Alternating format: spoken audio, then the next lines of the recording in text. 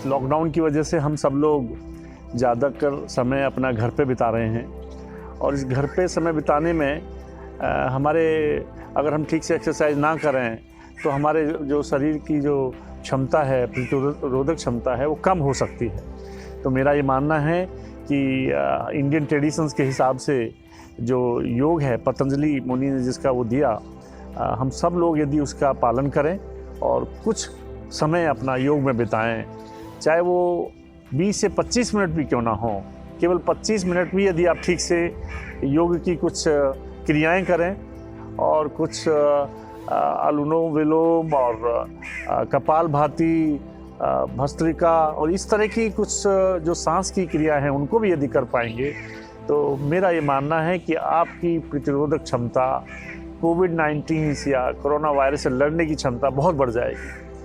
न केवल क्षमता बढ़ेगी बल्कि आपको इस समय में जब बहुत सारे मेंटल टेंशन्स होने लग जाती हैं, स्टूडेंट्स को डिप्रेशंस के भी शिकार हो जाते हैं, तो इससे भी बचाव होगा। मेरा सभी हमारे फैकल्टी मेंबर्स, सभी स्टूडेंट्स से एक ही निवेदन है, क्योंकि हमें ये लॉकडाउन का समय बड़ा मुश्किल नज़र आ रहा है, तो क्यों ना हम इस समय को खुशी खुशी बिताएं और अपने सारे दिन के जो दिनचर्या है उसमें से 20 से 25 मिनट या आधा घंटा यदि निकाल कर योगासन का कुछ पालना करें, योगासन करें, तो आपको बहुत सारी समस्याओं से पीछा आपका छूटेगा। तो इन्हीं शब्दों के साथ, क्योंकि हमारी यूनिवर्सिटी में हमने कोशिश की है कि हमारे जो अपने योगाचार्य हैं कम्युनिटी कॉलेज में, उनको मैंने कहा है कि सुबह क्यों ना आप कुछ एक्सरसाइज योग की डेली इसके माध्यम से, ऑनलाइन माध्यम से कराएं। तो मेरा ऐसा मानना है कि वो ऑलरेडी उन्होंने स्टार्ट कर दिया है और उसमें कुछ स्टूडेंट्स और कुछ टीचर्स ऑलरेडी जुड़ चुके हैं। पर यदि इस मूवमेंट को सक्सेस करना है और सभी को करना है तो क्यों ना हम योग करें। लेट अस डू योग विद सुंदर योगाचार्य, और उससे ना खाली आपका अपना मनोबल और आपकी अपना खुद का जो प्रतिरोधक क्षमता है वो बढ़ेगी, बल्कि मेरे को लगता है पूरे सिस्टम में सारे स्टूडेंट्स का, सारे टीचर्स का एक ऐसा माहौल बनेगा कि जब हम सब योग में हो जाएंगे। और मेरी इतनी शुभकामना है कि आप सब लोग योग करें, स्वस्थ रहें, घर पर रहें और सारी परेशानियों से बचें। आप सभी को नमस्कार। मेरा नाम सुंदर सिंह है। मैं Jagdish Chandra Bose science and technology university Faridabad के community college of skill development में असिस्टेंट प्रोफेसर योगा के पद पर कार्यरत हूँ। आज हम कोरोना के अगेंस्ट में योग का थोड़ा अभ्यास करेंगे। अपनी इम्यूनिटी सिस्टम को, अपनी रोग प्रतिरोधक क्षमता को बढ़ाने के लिए थोड़ा हम योग का अभ्यास करेंगे।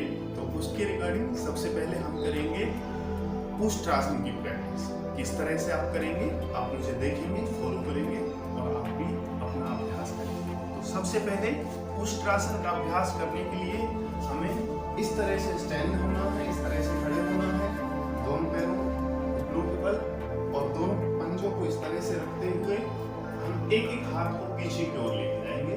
आराम आराम से पीछे की ओर लेके जाएंगे और कोशिश करेंगे कि हम अपनी एड़ियों पे टच करा पाए, इस तरह से।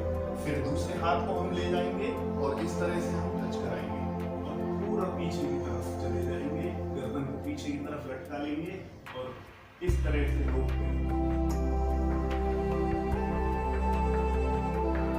वापस आ जाएंगे, एक विधि के अनुसार, एक टेक्निक के अनुसार वापस आ जाएंगे। 2 पॉइंट मैं आपको बता देता हूँ इसमें।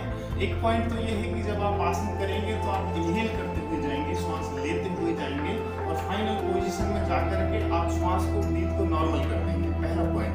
दूसरा पॉइंट, जो लोग कर नहीं पा रहे हैं, जो व्यक्ति इसको अच्छे से कर नहीं पा रहे हैं पोस्चर को, उनके लिए मैं बता देता हूँ। उनको इसका जो प्री है, उनको इसका जो पहला भाग है वो इस तरह से दोहराना है। इस तरह से दोनों हाथ पैरों को गैप दे करके दोनों हाथों को यहाँ पे रखना है वेस्ट लाइन पे और फिर उनको पीछे पीछे करना है। उनको फर्स्ट स्टेप में इतना ही करना है जितना वो अपनी क्षमता के अनुसार कर पा रहे हैं। ये उनके लिए फर्स्ट स्टेप रहेगा। जब वो अच्छे से बैलेंस कर पाएंगे फिर उनको हाथों को भी पीछे पीछे किसी अच्छे योगा इंस्ट्रक्टर की सहायता से या फिर अपनी जो फैमिली मेंबर है घर में उन्हीं की सहायता से इस आसन को अभ्यास करेंगे। दूसरा आसन हम करेंगे। दूसरा आसन बहुत ही अच्छा आसन है आपके इम्यूनिटी सिस्टम को बढ़ाने के लिए। वक्रासन का अभ्यास इस तरह से किया जाता है। एक पैर को आप इस तरह से बेंड करेंगे। जो पैर आपने बेंड किया है, जो पैर आपने मोड़ के रखा हुआ है, उसके अपोजिट हैंड को आप उस पैर के बाहर की साइड से इस तरह से लेकर के जाएंगे और पूरी बॉडी को ट्विस्ट करते हुए पीछे की तरफ जाएंगे। ट्विस्टिंग पोस्चर में यह आसन आता है और इस तरह से आपको पूरा ट्विस्ट करना है। मैं एक बार और दूसरी साइड से दिखा देता हूँ।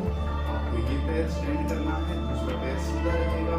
इस पैर को आप थोड़ा दूसरे पैर के घुटने के बराबर लाएंगे और इस हाथ को पूरा ट्विस्ट करते हुए, जब आप ट्विस्ट करेंगे तो आप अपने ट्रंक को भी ट्विस्ट करेंगे और फिर आपको हाथ को पीछे इस तरह से लेकर के जाना है, गर्दन को लेकर के जाना है। यहाँ फाइनल पोजीशन में जाने के बाद तो शुरुआत में आप चाहे यहाँ से पकड़ लो, यहाँ से पकड़ लो, आप या हाथ को नीचे रख लो, जैसे भी आप कंफर्ट हो पा रहे हो उस हिसाब से आप इसको कर सकते हैं। और फिर आप पीछे की तरफ देखेंगे। एक पॉइंट जो इसका पिन पॉइंट है वो आपको याद रखना है। इस आसन में आपको लंबे और गहरे श्वास लेते जाना है, जिससे आपके लंग्स पे पॉजिटिव इफेक्ट रहे और आपकी कैपेसिटी बढ़ सके, आपका स्टैमिना डेवलप हो सके। वापस आने के लिए भी आपको धीरे से जिस टेक्निक से आप गए थे उसी टेक्निक से आप वापस आएंगे। नेक्स्ट आसन का अभ्यास आप देखेंगे। सिंपल आसन है। आपको इस तरह से मंडूकासन का अभ्यास हम दोहराएंगे। तो वज्रासन में बैठ जाएंगे, दोनों पैरों को फोल्ड करते हुए।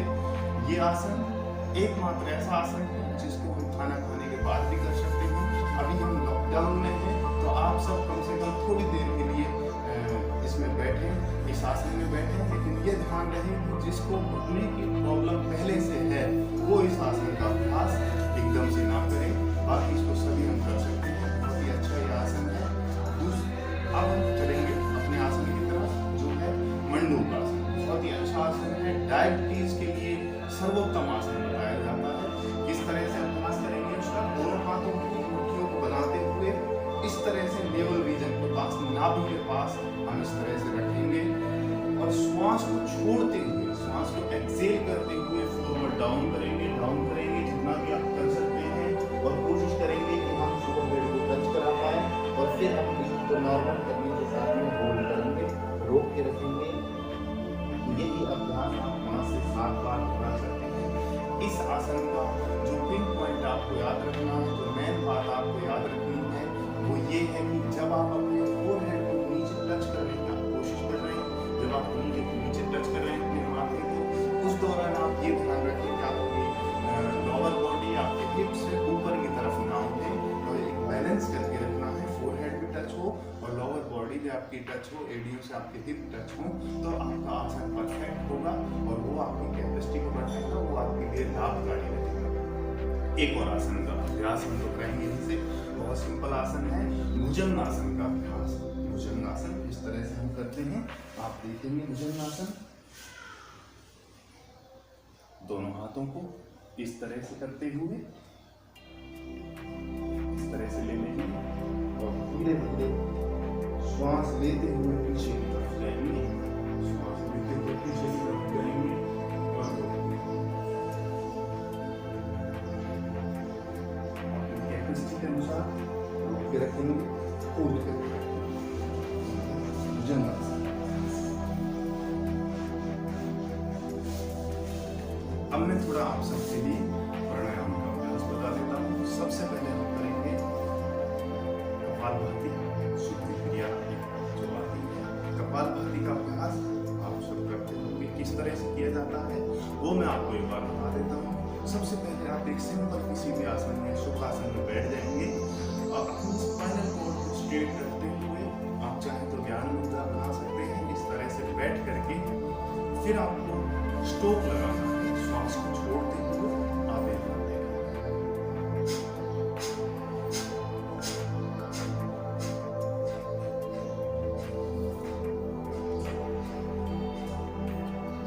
कपालभाति का अभ्यास करते समय आपको ये ध्यान रखना है कि जब आप स्ट्रोक लगा रहे हैं, जब आप श्वास को बाहर की ओर छोड़ रहे हैं, तो उस दौरान आपका जो स्टमक है वो आपका दबाव में आए, एकदम उसमें हल्का सा जो है जर्क रहे और उस झटके के साथ ही आप श्वास को बाहर की तरफ छोड़ें। इस तरह से आपको कपालभाति का अभ्यास करना है। कुछ एक पॉइंट आप याद रखना, कुछ एक बातें याद रखना। जिनको हाई ब्लड प्रेशर की समस्या है, जिनको हर्निया का प्रॉब्लम है, या जिनको किसी भी तरह का कोई स्टमक से रिलेटेड, पेट से रिलेटेड ऑपरेशन हुआ है, उनको कपालभाति का अभ्यास नहीं करना है। यह कुछ समय बाद कर सकते हैं, दूसरे प्राणायाम का अभ्यास कर सकते हैं, लेकिन कपालभाति का अभ्यास अवॉइड करें। कपालभाति के बाद हम चलते हैं दूसरे अभ्यास पे। सिंपल और बहुत ही अच्छा प्राणायाम है, मानसिक स्वास्थ्य के साथ साथ बॉडी के लिए बहुत अच्छा है। अनुलोम विलोम का अभ्यास हम बताएंगे किस तरह से किया जाता है। एक हाथ से इस तरह से अंगूठा और दो उंगलियों की सहायता से आप श्वास को लेंगे, एक नोस्ट्रिल से आप श्वास लेंगे, पूरा श्वास लेंगे, लेते जाएंगे, लेते जाएंगे। जिस नोस्ट्रिल से श्वास ले रहे हैं उसको क्लोज करेंगे और अदर नोस्ट्रिल से दूसरी साइड से आप श्वास को छोड़ देंगे। एक अभ्यास में आप पूरा करेंगे। इस तरह से श्वास लिया,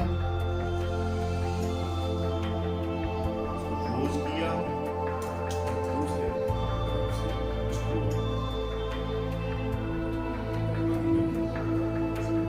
अच्छा अभ्यास है अपने आप में, हमारे लंग्स के लिए, हमारे ब्लड रक्त संचार के लिए, ब्लड सर्कुलेशन के लिए, और शरीर में ऑक्सीजन लेवल, ऑक्सीजन स्तर को बढ़ाने के लिए अनुलोम विलोम अपने आप में बहुत ही अच्छा प्राणायाम है। आप सभी इसका अभ्यास करें। अब हम अभ्यास दोहराएंगे यहीं से। अगला अभ्यास भ्रामरी प्राणायाम का अभ्यास अपने आप में बहुत ही अच्छा है। भ्रामरी प्राणायाम मेंटल पीस के लिए बहुत अच्छा है। किस तरह से किया जाता है आप एक बार देखेंगे और आप सब भी इसको करेंगे। सबसे पहले आप इंडेक्स फिंगर नाम की उंगली को इस तरह से अपने माथे पर, फोरहेड पर रखते हुए, बाकी उंगलियों को आप केवल अपनी आइज पर ही रख सकते हैं। कानों दोनों अंगूठों से आप अपने कानों को पुट करेंगे, कानों को दबाएंगे। कानों को आपको इस तरह से दबाना है कि बाहर की जो वॉइस है वो अंदर ना जाए और अंदर की जो वॉइस है वो अंदर ही अंदर भंवरे की तरह वाइब्रेट होने लगे, जिससे आपका पूरा जो है मस्तिष्क वाइब्रेट हो और जो डैमेज सेल्स हैं वो आपके एक्टिव हो और एक अलग तरह का आपके पॉजिटिव ऊर्जा का संचार आपके मस्तिष्क में हो। एक बार आप देखेंगे किस तरह से करना है। इंडेक्स फिंगर को रखते हुए, दोनों हाथों को यहाँ पे रखते हुए, कान को करते हुए लंबे गहरे श्वास लेंगे और ओम चैंट के साथ, ओम के उच्चारण के साथ हम पूरे श्वास को नोज से छोड़ देंगे।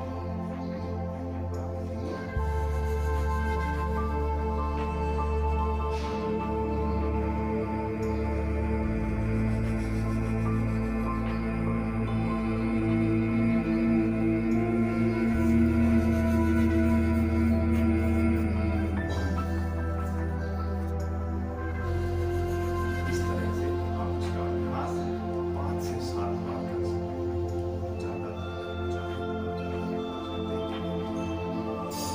अंतिम अभ्यास में हम करेंगे उद्गीत प्राणायाम। इस तरह से की जाती है, बहुत सिंपल है। लंबे गहरे श्वास लेंगे, सीधी श्वास लेंगे और उसको ओम चेंज करते हुए हम इसके नीचे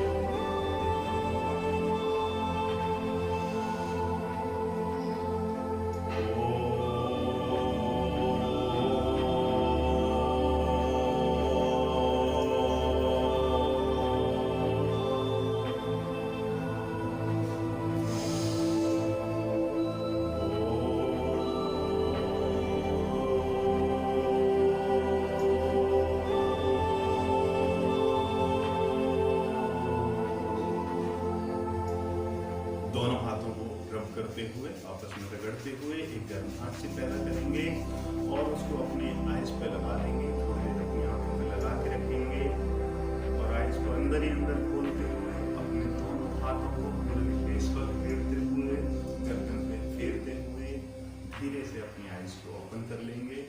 आपका दिन शुभ हो, आप सभी स्वस्थ रहें और इसके साथ ही मैं ये कामना करता हूँ कि आप स्वस्थ रहें।